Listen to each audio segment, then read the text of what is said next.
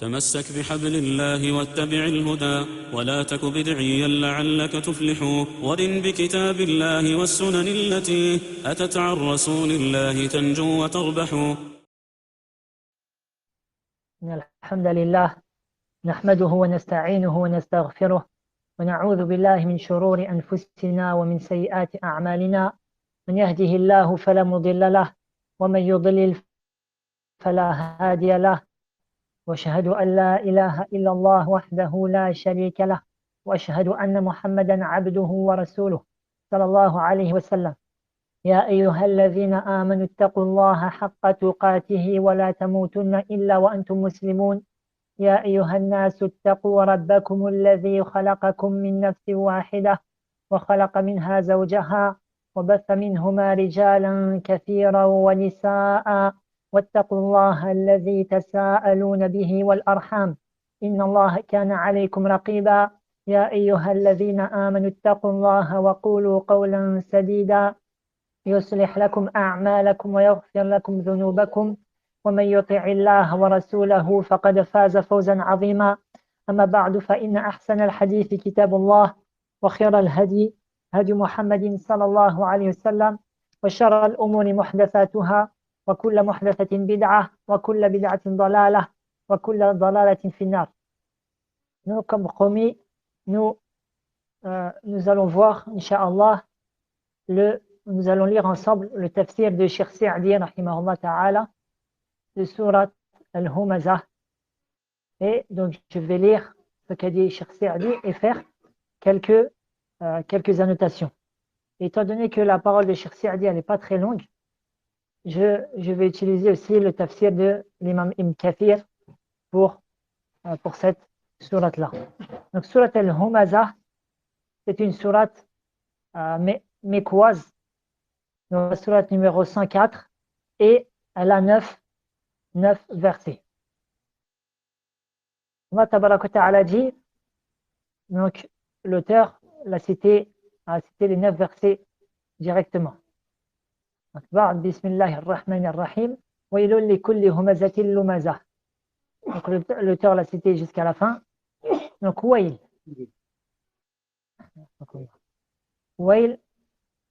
l'auteur dit أي وعيد وبال وشدة عذاب. ويل لكل همزة لمزة. Donc la sourate elle a commencé par ويلun. Donc dans le Mus'haf ils ont traduit par dans le sens malheur. Ce qui est voulu donc c'est, Cheikh Sa'di dit, la menace et le malheur et le châtiment douloureux qui attend qui? Les kulli humazatin lumaza. Tout humazatin lumaza. Donc on va voir qu'est-ce que le humaza et qu'est-ce que le lumaza. Allazi, donc Cheikh Sa'di dit, eux ils ont traduit par malheur à tout calomniateur, diffamateur.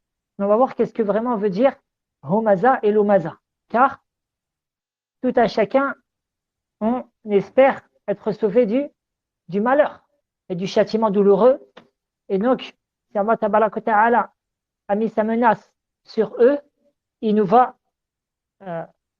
de notre devoir de savoir qui sont-ils pour ne pas être d'entre eux. Et c'est ainsi qu'Allah Tabaraka Ta'ala, de par sa grâce envers ses serviteurs, non seulement il a détaillé la voie et les qualités qui mènent vers son paradis. Ihdina sirat al-mustaqim, sirat al-ladhina an'amta alayhim. Guide-nous sur le droit chemin, le chemin de ceux dont tu as comblé de bienfaits. Et donc Allah Tabaraka Ta'ala a détaillé qui sont-ils dans Surat An-Nisa. Allah Ta'ala dit wa man yuti'i Allah wa ar-rasul, et ceux qui obéissent à Allah et à son messager, ils seront certes avec ceux qu'Allah a comblés de ses bienfaits. Qui sont-ils? Min al-nabiyyin wa siddiqin wa shuhada wa salihin wa hasuna ulaika rafiqa. Parmi les prophètes, les véridiques, les martyrs et les vertueux. Et quel bon quel bon compagnie, c'est-à-dire quel bon compagnon, c'est-à-dire quelle bonne compagnie. Ça, d'une part. Et Allah Ta'ala dit وَكَذَلِكَ نُفَصِّلُ الْآيَاتِ وَلِتَسْتَبِينَ سَبِيلُ الْمُجْرِمِينَ. Non seulement Allah Ta'ala, il a détaillé la voie de qui mène vers le paradis. De plus, Allah Ta'ala dit وَكَذَلِكَ نُفَصِّلُ الْآيَاتِ. Et c'est ainsi que nous explicitons les versets de manière détaillée. Et afin que la voie des criminels soit, c'est-à-dire qu'elle soit mise en évidence. Donc Allah Tabaraka Ta'ala, il a détaillé la voie des gens du paradis afin qu'on ait les qualités de ceux-là, des gens du paradis, et qu'on s'achemine vers le paradis. Et Allah Ta'ala a détaillé la voie des mujrimin, des polythéistes, des criminels, afin qu'on puisse complètement s'en détourner. Donc, Cheikh Saadi, لكل همزة لمزة أي الذي يهمز الناس بفعله ويلمزهم بقوله. Celui qui se moque des gens par ses actes. Donc ça c'est humaza, comme on va le voir. ويلمزهم, et il les dénigre par ses paroles. فالهماز الذي يعيب الناس ويطعن عليهم بالإشارة والفعل. Donc الهماز,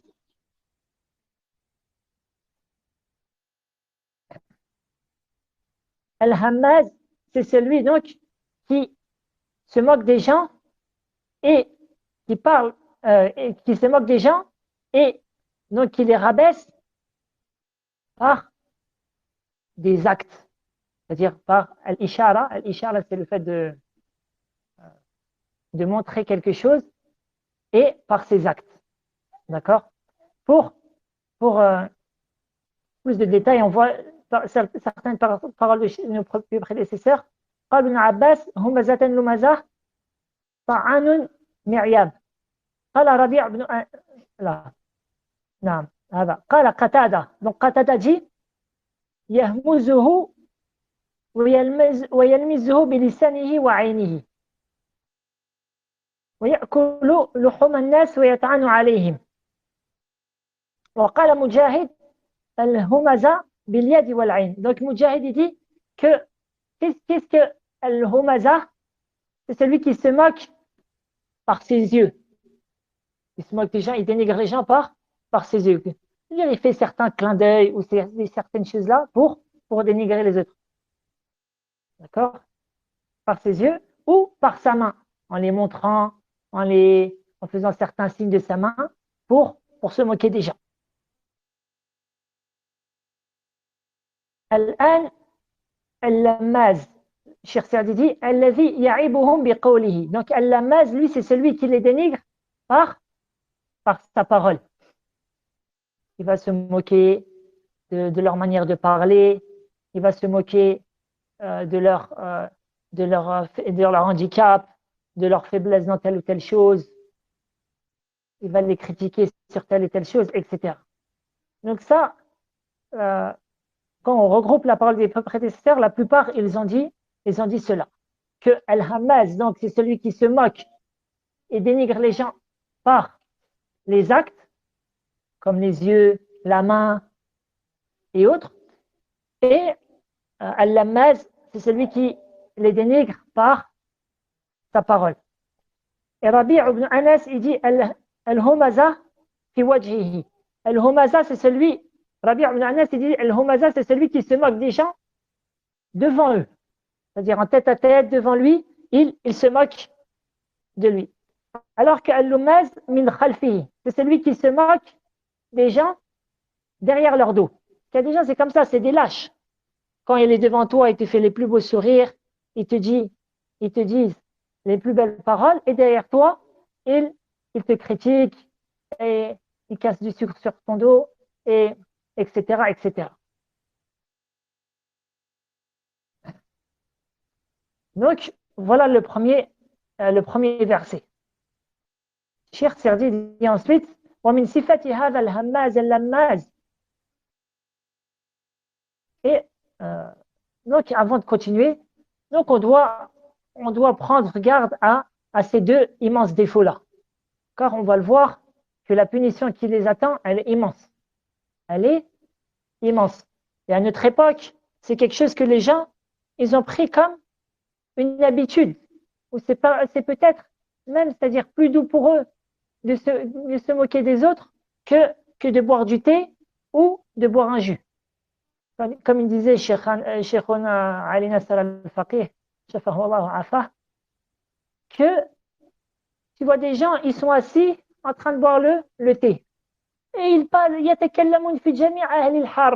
c'est-à-dire ils parlent sur l'ensemble des gens du quartier. Lui un tel, quand il est sorti, lui il est entré, quand il s'est marié, ce qu'il a fait, mais en dénigrant et donc en se moquant d'eux, etc. Donc on doit prendre garde à cela. Et plus encore, on doit prendre garde à ceux qui en ont fait leur profession. Leur profession, ce qui s'appelle les humoristes. Humoriste, qu'est-ce que ça signifie? Se moque.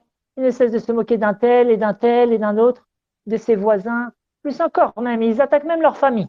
Ils se moquent de ses parents, de ses frères, de ses oncles, de son peuple, Ya subhanallah. Et au final, même, c'est-à-dire même ce qu'ils gagnent, ça devient une subsistance illicite, qu'Allah nous en préserve.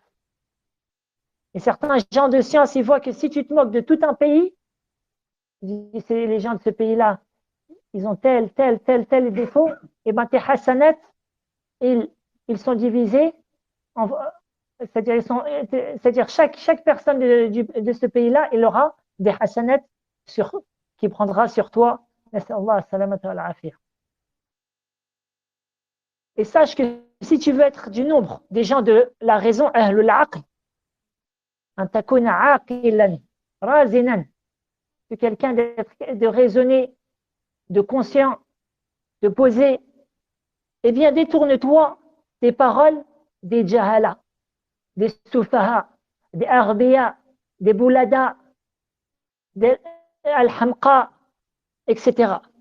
Si tu veux être quelqu'un de raisonné, détourne-toi des paroles des idiots, des imbéciles, des faibles d'esprit, des abrutis, car le fait de regarder, de visionner ces gens-là, eh bien, ton cœur, il va mariner dans cela. Il va mariner dans cela et il va petit à petit en prendre goût. Et au final, toi-même, tu seras du nombre de ces gens-là. Astaghfirullah al-afiyah. Et Cheikhuna Salih al-Usaymi, il a une belle parole, très belle parole sur celle-là.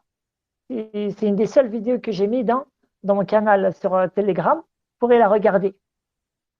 Que le fait de prendre l'habitude de regarder ces gens-là, c'est ça qui, petit à petit, ça va te tirer à devenir comme eux.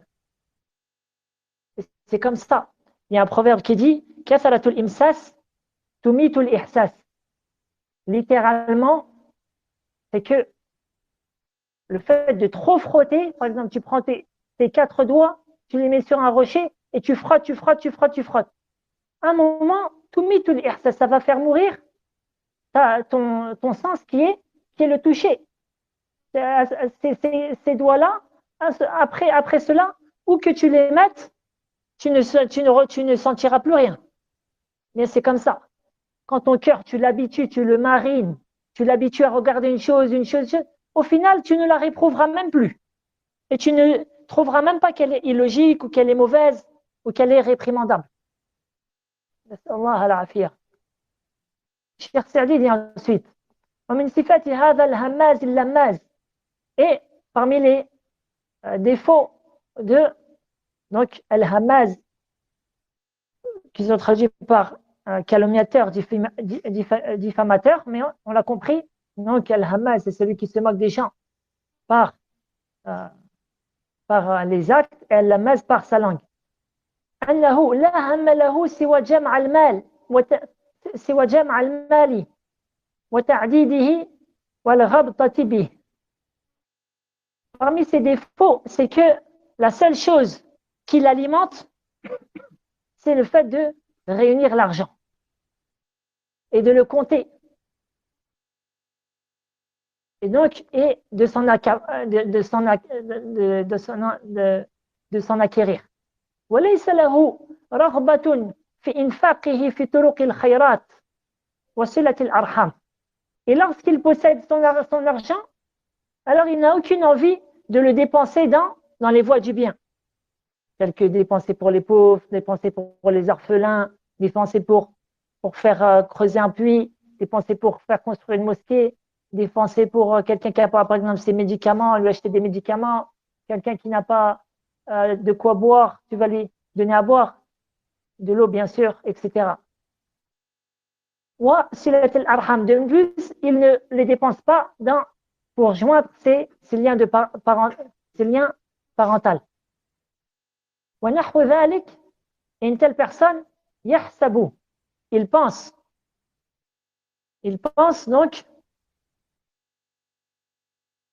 donc ويل لكل همزة لمزة الذي جمع ماله وعدده, qui amasse une fortune et la compte, pensant, donc il pense يحسب أن ماله أخلده, donc il pense يحسب بجهله, Cheikh dit, il pense par ignorance que sa fortune elle va l'immortaliser.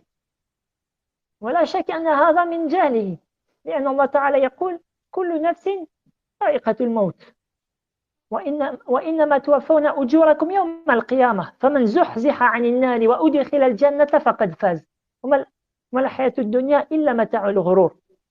Et donc il pense par ignorance que son argent c'est ça qui va l'immortaliser. Et ça bien sûr par ignorance, car Allah Ta'ala dit toute âme goûtera à la mort. Et le jour de la résurrection vous rencontrerez votre pleine rétribution.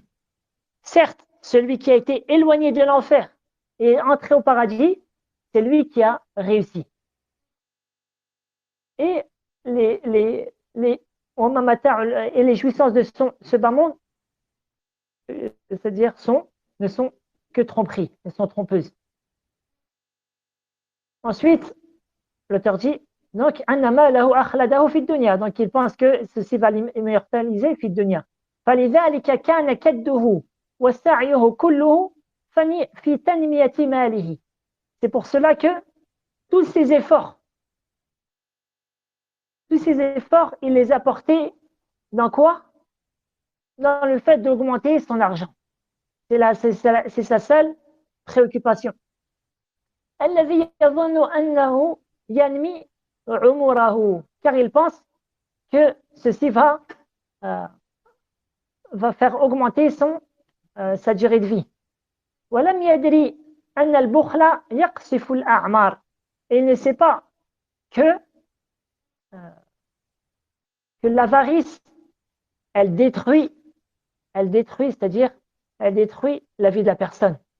ويخرب الديار, et elle détruit les diyar, c'est-à-dire les pays.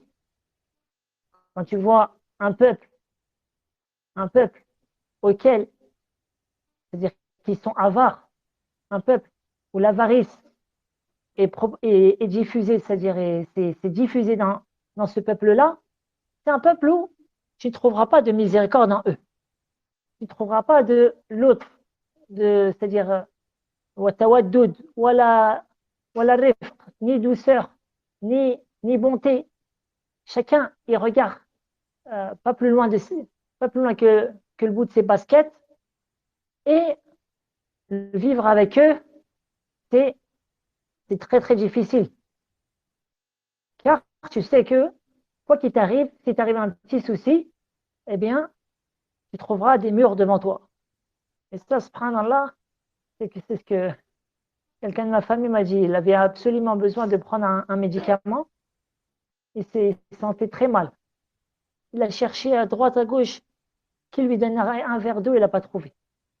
Il était dans dans un établissement, non, c'est interdit de donner un verre d'eau. C'est pas interdit de laisser la personne mourir. Sallallahu alayhi wa sallam. Ensuite, le Coran dit وَأَنَّ الْبِرَّ يَزِيدُ فِي الْعُمُرِ. Tandis que la bonté, eh bien, ceci augmente dans l'existence de la personne.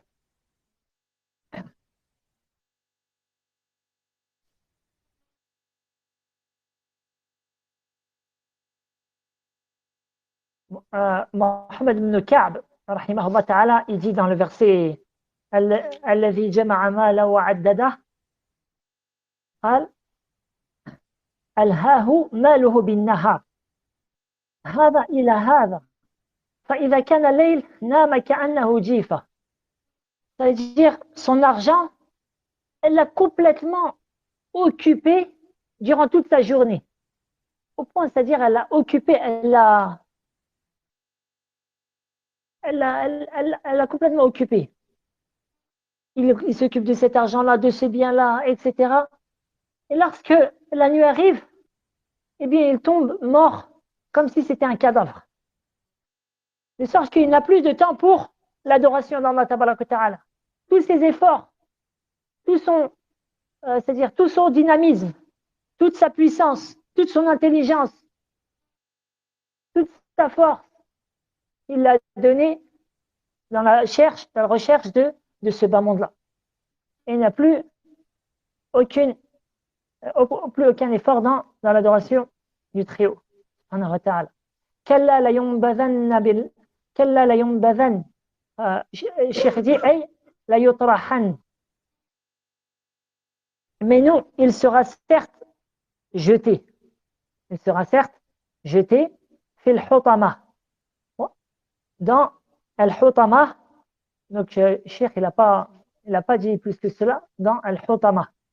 L'imam Ibn Kathir, rahimahullah, dit al-hutama ismun min asma'in nar.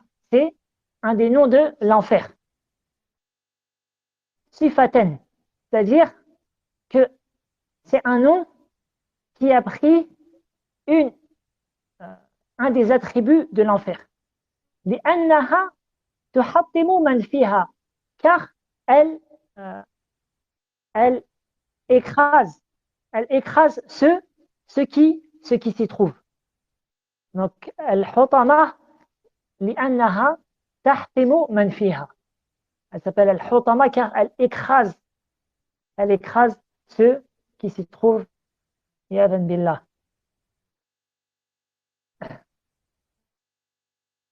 وما أدراك ما الحطمة تعظيم لها وتهويل لشأنها. Donc, Cheikh Saadi dit, ensuite Allah Tabaraka wa Ta'ala dit, et qui te dira ce qu'est al-hutama. Et donc ça c'est une uslubun arabi, c'est-à-dire c'est une manière en langue arabe afin de montrer, c'est-à-dire que c'est une chose qui est éminente et qui est terrifiante. Qui est terrifiante. Et donc, ce n'est pas une chose anodine. ثم فسرها بقوله. Puis Allah Ta'ala l'a expliqué en disant Narullahi al-muqada. Le feu attisé d'Allah. Le feu attisé d'Allah. قال الشيخ التي وقودها الناس والحجارة. Et donc, ces combustibles, c'est les gens et les pierres. Allah Ta'ala l'a cité dans Surat al-Baqarah. Et donc tu vois, subhanallah, son combustible, ce n'est pas du bois, mais c'est les gens et les pierres. C'est pour ça que Yom al-Qiyamah, l'enfer, il va être retenu par 70 000 reines. À chaque reine, elle sera tenue par 70 000 anges, comme il est venu dans le hadith authentique. Pourquoi? Parce qu'elle veut dévorer les gens. Parce que plus elle va dévorer des gens, plus son feu, il va c'est-à-dire, il va être fort. Car c'est ça son combustible. Et regardez la différence dans ce bas monde, le combustible. Le combustible du feu, c'est le bois. Dans la vie dernière, c'est aussi les pierres, les rochers. C'est car le feu de l'enfer est bien plus intense que celui de ce bas monde. Venu dans le hadith que l'ensemble du feu de ce bas monde, si on le ressemblait en un seul feu, eh bien c'est 1/70e du feu de la vie dernière. Donc, le musulman qui est c'est-à-dire intelligent, c'est celui qui s'efforce de s'éloigner de tout ce qu'Allah Tabaraka Ta'ala a interdit. Il s'efforce de s'éloigner de tout ce qui le rapproche de l'enfer. Et il court vers وَسَابِقُوا إِلَى مَغْفِرَةٍ مِنْ رَبِّكُمْ وَجَنَّةٍ عَرْضُهَا كَعَرْضِ السَّمَاءِ وَالْأَرْضِ. Et accourez-vous vers le pardon de votre Seigneur et un paradis qui est large comme le ciel et la terre. Ensuite, l'auteur dit, donc la parole du Très-Haut, allati, celle, donc al-hutama, Allah Ta'ala, il parle encore d'al-hutama, min shiddatiha, de par c'est-à-dire sa ardence, tattali'u ala al-af'ida, qui monte jusqu'au cœur. C'est-à-dire ce feu-là, il monte jusqu'au cœur. Ay tanfudhu min al-ajsam ila al-qulub. Elle rentre dans le corps pour arriver au final jusqu'au cœur. C'est-à-dire elle dévore le corps de la personne jusqu'à qu'elle arrive à son cœur. Et Allah Tabaraka Ta'ala, Wallahu A'lam, il a cité le cœur ici parmi les sagesses, Wallahu A'lam, c'est que al-jaza'u bi jinsil amal. Une parole qui est connue des savants qui dit al-jaza'u bi jinsil amal. La rétribution est en fonction que de l'action qui a été faite. Autant lui, il avait un cœur qui était hautain et orgueilleux, au point où il se voyait mieux que les autres, et il les dénigrait et se moquait d'eux. Autant lui, il avait un cœur qui était avare, qui était radin, qui ne voulait pas dépenser de son argent dans la voie d'Allah Tabaraka Ta'ala. Il avait un cœur qui hâtait vers ce bas monde et était détourné de la vie dernière. Mais vous préférez ce bas monde alors que la vie dernière est meilleure et plus durable, eh bien, il va être châtié. Allah Ta'ala va faire que le châtiment va atteindre son cœur. Allah as-salamatu wal-afiyah. Cheikh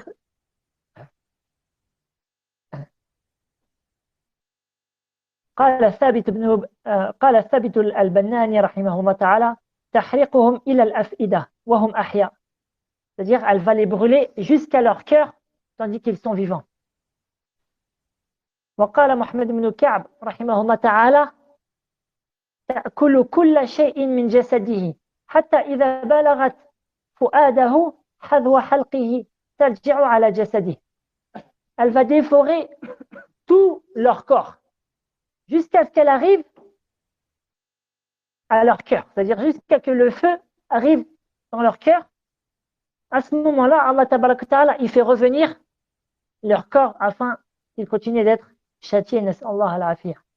Cheikh Saadi dit وَمَعَ هَذِهِ الْحَرَارَةِ الْبَلِيغَةِ, et avec cette immense chaleur, هُمْ مَحْبُوسُونَ فِيهَا, ils en sont prisonniers. Toi, imagine-toi juste qu'autour de toi, nas'Allah al-afiyah, il y a du feu, mais que le feu ne t'a même pas encore touché. Mais que autour de toi, tu es encerclé de feu. Dans quelle peur tu vas être? Quelle chaleur va t'alimenter? Que dire alors de celui qui, non seulement autour de lui, il y a le feu, mais en plus, elle lui lâche le corps, nas'Allah al-afiyah. ولهذا قال إنها عليهم مؤصدة. C'est pour ça qu'il dit, le Très-Haut, il se refermera sur eux. Ay mughlaqa. Cheikh Sadi dit mughlaqa, c'est-à-dire elle est fermée sur eux. Et d'autres gens de science ont dit mutbaqa, c'est-à-dire que les flammes sont les unes sur les autres. لهم من فوقهم ظلل من النار ومن تحتهم ظلل ذلك يخوف الله به عباده يا عبادي فاتقون. Au-dessus d'eux, ils auront des couches de feu et des couches de feu au-dessous d'eux. Voilà ce dont Allah menace ses esclaves. Ô mes esclaves, craignez-moi donc. C'est-à-dire que les flammes, elles sont les unes sur les autres. Fi amadin mumaddada, en colonne étendue. Fi amadin, donc l'auteur dit min khalfil abwab, en colonne de derrière les portes. Allah Ta'ala dit laha sab'atu abwab, c'est-à-dire l'enfer, il a 7 portes. Et le paradis, il en a combien? 8. Non. Ceci montre que la miséricorde d'Allah a dépassé sa colère. Nasallahu an yarhamana wa an yudkhilana fasiha jannatih. Donc, min khalf al-abwab mumaddada, donc en colonne. Li alla yakhruju minha, afin qu'ils n'en sortent pas. كلما أرادوا أن يخرجوا منها أعيدوا فيها وذوقوا عذاب الحريق. À chaque fois qu'ils désireront en sortir, eh bien, c'est un autre verset, eh bien, ils y seront ramenés et goûter le châtiment de la fournaise. Et ainsi, l'auteur dit ensuite, نعوذ بالله من ذلك ونسأله العفو والعافية. Donc l'auteur a fini cela par une dua. On voit un peu ce qu'a dit Ibn Kathir rapidement. Fi amadin, c'est-à-dire les colonnes. Atiya al-Awfi, il dit ce sont des colonnes min hadid, en fer. Et Souddi, il dit ce sont des colonnes en feu. La parole de Souddi, elle est plus forte. Ibn Abbas, il a rapporté qu'Ibn Abbas a dit fi amadin mumaddada al-abwab hiya al-mumaddada, c'est-à-dire que les portes, elles sont comme des colonnes. Wa qala Qatada kunna nuhaddithu annahum yu'adhabun bi'amadin fi an-nar. Là, kunna nuhaddathu. Il nous a été cité qu'ils étaient châtiés par des colonnes en feu.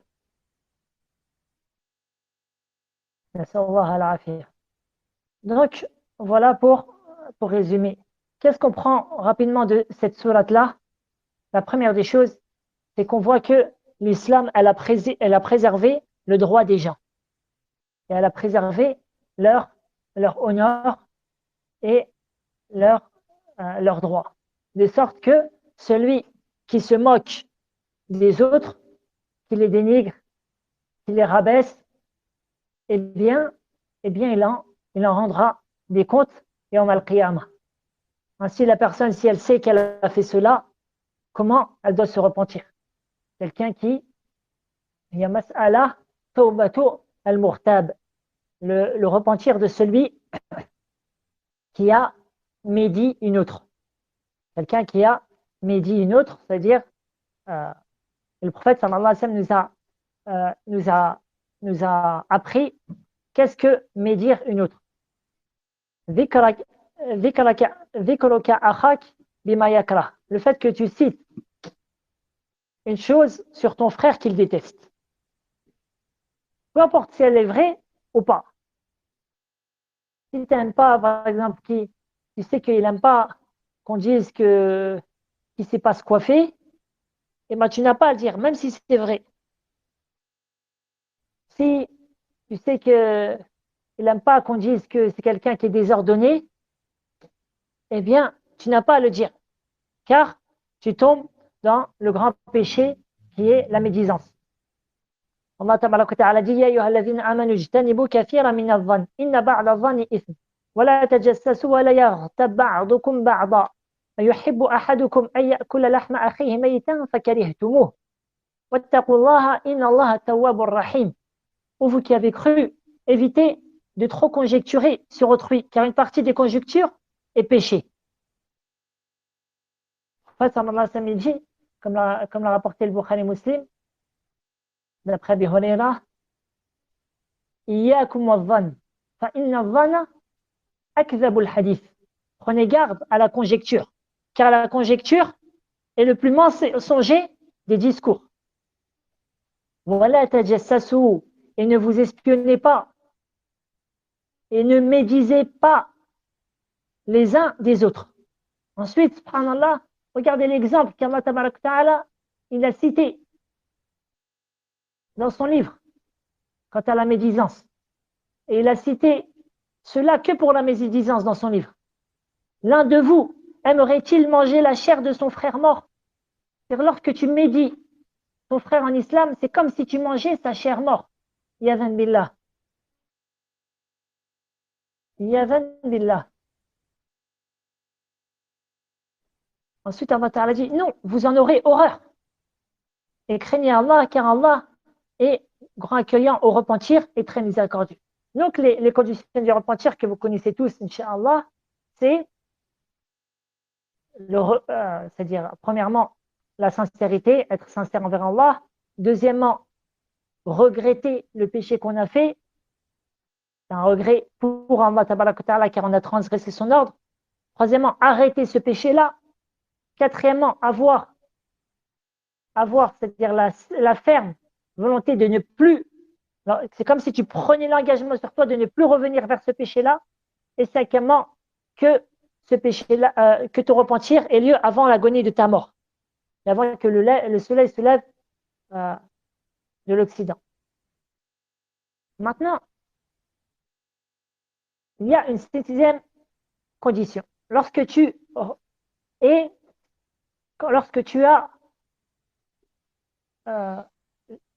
as été injuste envers une créature, tu dois lui rendre son droit. Tu dois lui rendre son droit. Par exemple, quelqu'un, tu lui as pris de ses biens, tu l'as volé, tu dois lui rendre son droit, ou soit il te pardonne. Maintenant, pour la question de la médisance. Comment se repentir, comment rendre le droit de celui à qui tu as médit? Les savants, ils divergent sur cela. Mais un grand nombre de grands savants voient que tu ne vas pas le voir et lui dire « j'ai dit telle et telle chose sur toi ». Pourquoi? Parce que ça, en général, la personne, il se peut qu'elle n'en avait pas connaissance. Surtout, les gens de science, ils parlent dans le cas où la personne n'en avait pas connaissance, donc elle va être choquée. Et il se peut qu'elle va garder ça dans son cœur. Ah oui, moi, subhanallah, je l'ai accueilli chez moi, etc. Il sort et il dit, voilà, j'ai vu telle et telle chose chez lui. C'est comme ça. Ou l'autre, il va dire, ah oui, moi, je l'ai pris dans ma voiture et après, il parle sur moi, etc. Donc ça va ramener une mafsada, un désavantage, une chose qui est mauvaise. Or, الشريعة, la législation, تسعى إلى جلب المصالح وإكثارها وتقليل المفاسد, c'est-à-dire afin qu'il y ait de plus, maximum d'avantages et le minimum d'inconvénients. Donc les gens de science disent, le mieux, ça tu ne vas pas le voir. Comment tu lui rends son droit? Premièrement, tu demandes à Allah tabaraka ta'ala de lui pardonner ses péchés et t'invoquer Allah en bien pour lui. Et deuxièmement, c'est-à-dire les gens devant qui tu as cassé du sucre sur son dos, tu reviens sur ta parole. Et tu leur dis, écoutez mes frères, j'avais dit quelque chose, mais c'est-à-dire je reviens sur ma parole, etc. Et tu essaies de faire ces éloges devant eux, tout comme tu as cassé du sucre sur lui. D'accord? Et ensuite, ton retour, il doit être en proportion de ce que tu as fait. Par exemple, si quelqu'un, comme aujourd'hui les gens, n'importe quel tétard, qui ne sait même pas écrire en arabe ou qui ne connaît même pas un dixième du Coran, même pas, tu vois, il a une langue pendue sur Telegram, sur sur Twitter, sur etc. Il parle sur tout le monde, etc. Il parle sur tout ce qui se passe, il parle sur la religion, sur les gens, sur... Lui, si il a, entre guillemets, attaché une personne à grand public, il doit revenir à grand public.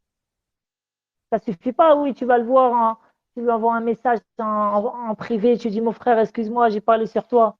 Frère, c'est-à-dire, il y a 100 000 personnes qui ont lu ce que tu as dit.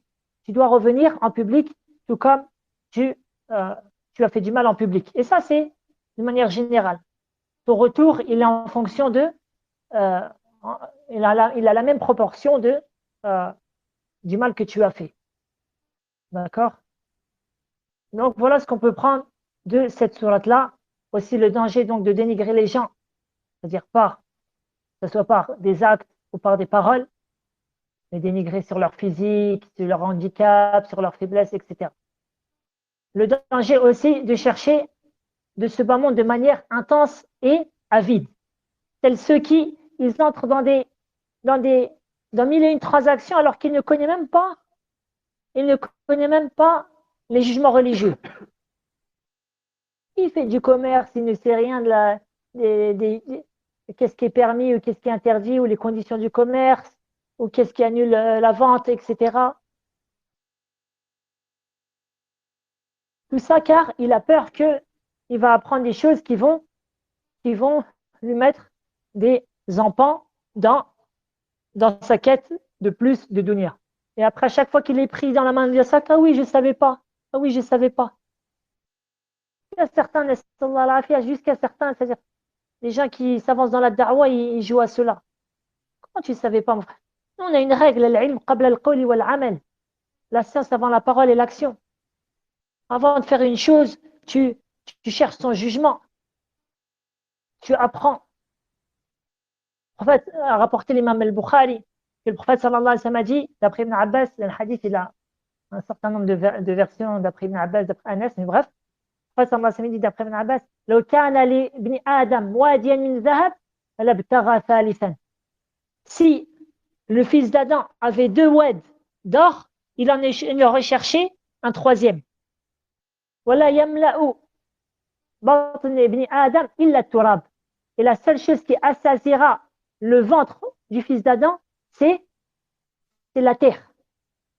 C'est-à-dire lorsqu'il sera mort. Et Allah accueille le repentir de celui qui se repent.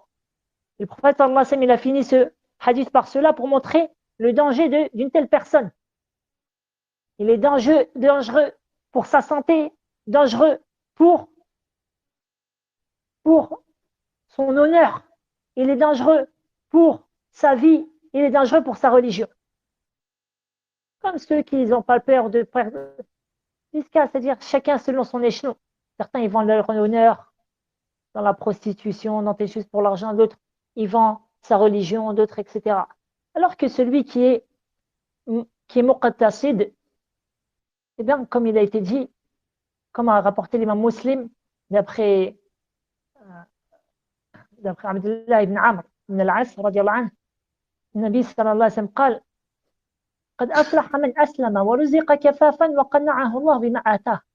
Et bien heureux celui qui s'est soumis, c'est-à-dire il se soumis à Allah Ta'ala en n'adorant que lui et lui obéissant, ورزق كفافا, et qui a été octroyé de ce qui lui suffit.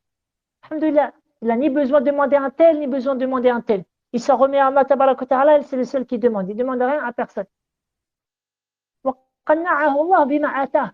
Et Allah Ta'ala lui a donné c'est-à-dire la satisfaction, il y a un autre mot plus précis, le contentement de ce qu'il lui a octroyé. Et, entre guillemets, al-miftah pour Ada, al-miftah, la clé pour cela, c'est ce que le prophète sallallahu alayhi wa sallam nous a appris. Comme l'a rapporté l'imam al-Bukhari d'après Abi Huraira, le prophète sallallahu alayhi wa sallam dit انظروا إلى من هو تحتكم ولا تنظروا إلى من هو فوق انظروا إلى من هو تحتكم انظروا إلى من تحتكم ولا تنظروا إلى من هو فوقكم فهو أجدر ألا تزدروا نعمة الله عليكم. Regardez, c'est-à-dire dans ce bas monde, ceux qui sont en dessous de vous. Et ne regardez pas ceux qui sont au-dessus de vous. ceci est plus apte que vous ne méprisez pas le bienfait d'Allah Ta'ala sur vous. Regarde ceux qui ont été privés, qui sont moins que toi, eh bien, tu n'auras pas de mal à dire Alhamdulillah. Et enfin, donc, ce qu'on prend de cette sourate, que c'est une sourate, je pense que tout le monde connaît par cœur. On prend de cette sourate-là, c'est-à-dire la dureté du châtiment de la vie dernière. Étant donné que c'est une sourate que on connaît tous par cœur, on doit s'en rappeler à chaque moment de notre vie.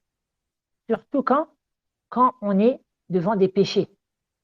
C'est-à-dire quand on est présenté devant des interdits d'Allah, on te présente des stupéfiants, on te présente de l'alcool à boire, on te présente du travail facile, en général, le travail facile, c'est-à-dire avec l'argent facile, haram. Il y a des belles femmes qui se présentent à toi, etc. Tu te rappelles le châtiment de la vie dernière, et ainsi tu crains Allah et tu t'en éloignes. Wabillahi tawfiq. Sallallahu alayhi wa sallam ala nabina Muhammadin wa ala alihi wa sahbihi ajma'in. Subhanallah wa bihamdih. Subhanaka Allahumma bihamdik. Ashhadu an la ilaha illa ant. Astaghfiruka wa atubu ilayk. اللهم اقسم لنا من خشيتك ما تحول به بيننا وبين معاصيك من طاعتك ما تبلغنا به جنتك من اليقين ما تهون به علينا مصائب الدنيا اللهم متعنا بأسماعنا وبصارنا وقوتنا ما أحييتنا واجعل الوارث منا واجعل ثأرنا على من ظلمنا وانصرنا على من عادانا ولا تجعل مصيبتنا في ديننا ولا تجعل الدنيا أكبر همنا ولا مبلغ علمنا ولا تسلط علينا من لا يرحمنا